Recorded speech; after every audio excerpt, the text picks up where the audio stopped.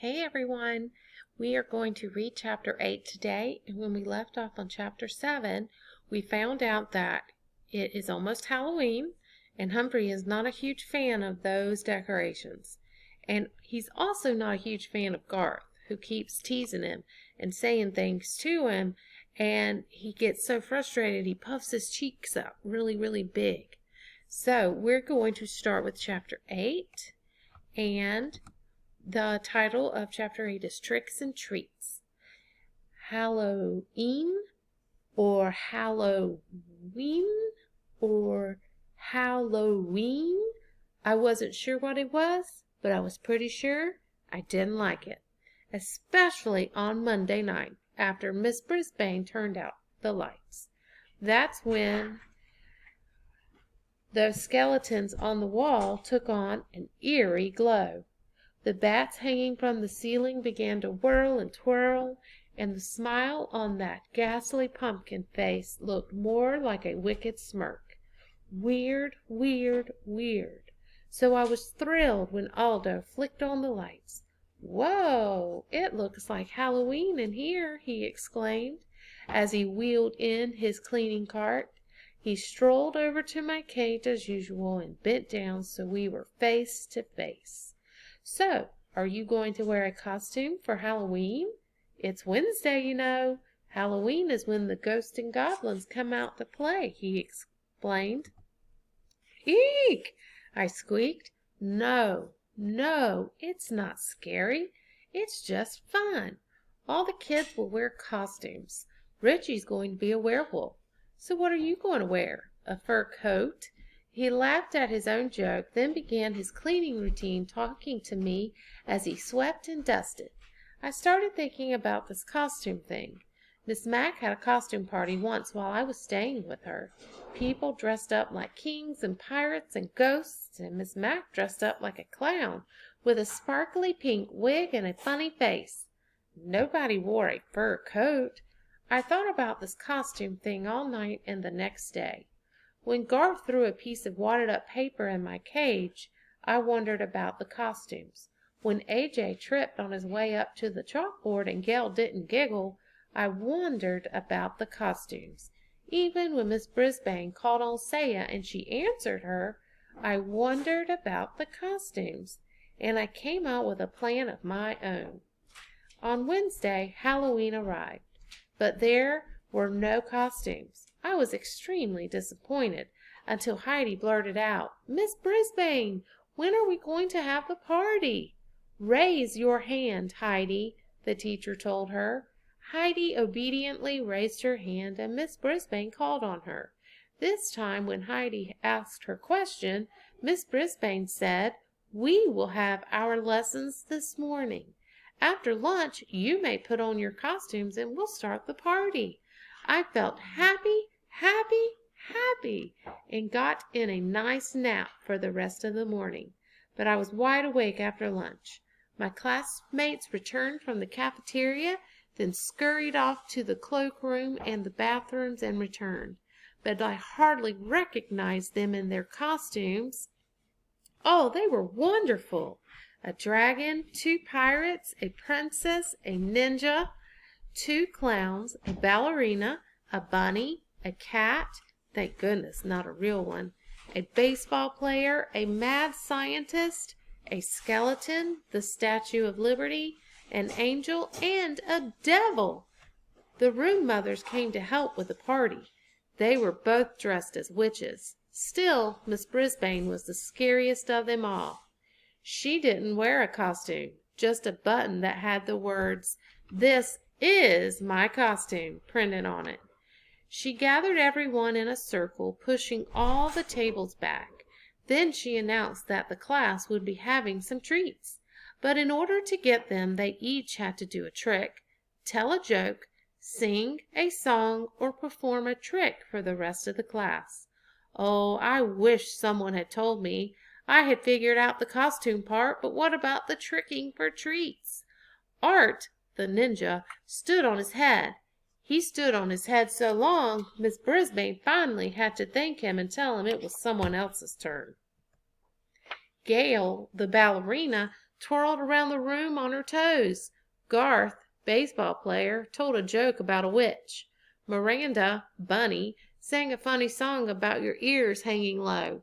It was all very entertaining, except for the fact that I was thinking about something else. But Miss Brisbane got my full attention when she called on Saya. Saya was dressed as the Statue of Liberty. She wore a flowing dress and had a crown on her head, and a big cardboard torch in one hand. She stared down at the floor as she took her place in the center of the circle. "What trick will you do for us, Saya?" the teacher asked. Saya still stared at the floor. "Sing your song, Saya, sing!" I squeaked out as loudly as I could. "You can do it, Saya, sing!" Yes, I know, all she could hear was squeak, squeak, squeak, but I did my best. "I think Humphrey wants to hear from you," said Miss Brisbane, in a surprisingly friendly voice. Suddenly, without warning, Saya began to sing "The Star-Spangled Banner" in her clear, sweet voice. Everyone stood up right away, like you were supposed to when they sing the national anthem. Miss Brisbane put her hand over her heart, and the other kids did too. Well, pay attention Art didn't until his mom came over and whispered in his ear. I stood up too, as proud as a hamster could possibly be. When it was over, no one clapped or said a word. It seemed as if those sweet notes were still drifting around the room. "That was lovely, Saya. Thank you for sharing your beautiful voice with us," Miss Brisbane said. "I wish she'd speak that way to me some day. Nice, encouraging, friendly." Anyway, the tricks continued, and after A.J. told a few riddles, Miss Brisbane looked around the circle and said, "Did I miss anyone?" This was the moment I'd been waiting for. No one had noticed, but the night before I had sneaked one of Aldo's white dusting cloths into my sleeping hut. I had to act quickly. I pulled out the cloth and crawled under it so it completely covered me. Then I stood up and began to shout like I'd never shouted before. "Trick or squeak!" I cried. "Trick or squeak!" Miranda noticed first. "Look!" she yelled. "It's Humphrey!" I wish I could have seen the faces of my classmates, but it was dark, dark, dark under the cloth. I could hear them, though. First there were gasps, then giggles, then shouts of "Look!" and "Humphrey's a ghost!" I continued to squeak my heart out until I heard Miss Brisbane's firm footsteps coming toward my cage. "Who did this?" she asked. "Who put that on Humphrey?" No one answered. Of course, not even me. "He could suffocate under that," she said. "But he looks so cute," Heidi called out. Miss Brisbane didn't answer. She just said, "Will someone please uncover him?" Golden Miranda opened the cage door and whisked the cloth away. "Humphrey, you're a riot," she said. "Only a riot? Let's be honest here. I was a smash hit." Then the room mother served up cupcakes with orange icing and cups of apple juice, and my classmates played games. Just before the bell rang, Miss Brisbane clapped her hands and made an announcement. "Miss Hopper and Miss Patel and I have consulted with one another. We have decided to give the prize for the best trick to Saya!" Everyone clapped and cheered as Miss Brisbane handed Saya a blue ribbon. Saya looked over at me and smiled a beautiful smile. Miss Brisbane continued, "And we have decided to award the prize for best costume to Humphrey." She walked over to my cage and taped a big blue ribbon to it while my classmates cheered for me. "Thank you," I squeaked, but I'm not sure anyone could hear me over all the noise. "Thank you all." The bell rang and the room was soon empty except for Miss Brisbane. As she gathered up her papers to take home, Mr. Morales came in. He was dressed in a cap and gown like people wear when they are graduating. "Happy Halloween, Sue! Did you have a good party?" he asked. "Very," she answered. "Somehow your friend over there got hold of a ghost costume and won the prize." "See? I told you he'd add a lot to your classroom," he said with a smile. "He has livened things up," said Miss Brisbane. Joy, joy, joy!